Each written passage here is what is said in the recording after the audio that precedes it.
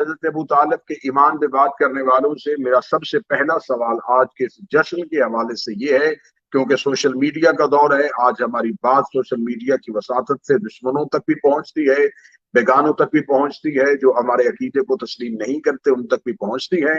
تو میرا سوال یہ ہے کہ ہمیں سب سے پہلے یہ بتایا جائے کہ اسلام کی جو سب سے پہلی دعوت تھی، وہ سب سے پہلی دعوت کس کے گھر ہوئی تھی؟ وہ اسلام کی پہلی دعوت ابو طالب کے گھر ہوئی تھی۔ ہمیں بتایا جائے کہ رسالت مآب کا نام نامی اس میں گرامی محمد کس نے منتخب کیا تھا؟ حضرت ابو طالب نے کیا تھا۔ ہمیں بتایا جائے کہ خطرے کے بستر پہ رسول کو اٹھا کے اپنے بیٹوں کو کون سلاتا تھا؟ حضرت ابو طالب سلاتے تھے۔ ہمیں بتایا جائے کہ جب رسالت مآب کا مکہ میں سوشل بائیکاٹ ہوتا ہے تو جس غار میں جا کے پناہ دی جاتی ہے، اس غار کو کس کے نام سے مخصوص کیا گیا؟ اسے شیب ابی طالب کے نام سے مخصوص کیا گیا۔ ہمیں بتایا جائے کہ وہ کون سی شخصیت تھی جو بڑھاپے میں اسلام کی یتیمی کو جوانی کے انداز سکھا رہی تھی؟ وہ کون سی شخصیت تھی جو اپنی ابا کے اندر رحمت للعالمین کو چھپائے ہوئے تھی؟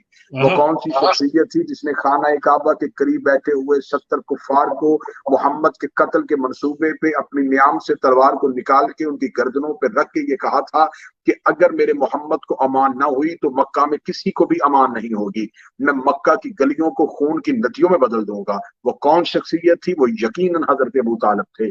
ہمیں بتایا جائے کہ جب حضرت رسالت مآب نے اسلام کے لیے پہلی دعوت ذوالعشیرہ کا اہتمام بحکم قرآن کیا، جہاں خدا نے کہا میرے محمد اپنے قریبیوں کو دعوت ایمان دے دو، اپنے قرابت داروں کو دعوت ایمان دے دو، تو مجھے کسی بھی تاریخ سے یہ نہیں ملا کہ حضرت ابو طالب کو دعوت ایمان دی گئی ہو، بلکہ رسالت مآب نے حضرت ابو طالب سے آ کے کہا اے چچا، اللہ چاہتا ہے کہ ہم دعوت کا اہتمام کریں تو ہم آپ کے گھر کو منتخب کرتے ہیں۔ تو حضرت ابو طالب کے گھر کو منتخب کیا گیا۔ میرا یہاں اہل علم سے سوال ہے کہ حضرت ابو طالب کے گھر کو منتخب کرنے میں کیا راز تھا؟ اگر خدا اس دعوت کا اہتمام کرنا چاہتا تھا تو یہ دعوت اللہ کے گھر میں ہو سکتی تھی، یہ دعوت بیت اللہ میں ہو سکتی تھی، یہ دعوت خانہ کعبہ میں ہو سکتی تھی، یہ دعوت مقام ابراہیم پہ ہو سکتی تھی، یہ دعوت مقام آب زمزم پہ ہو سکتی تھی، یہ دعوت مکہ کے اس بہترین گھر میں ہو سکتی تھی جسے اللہ نے دو نبیوں کے ذریعے بنوایا تھا۔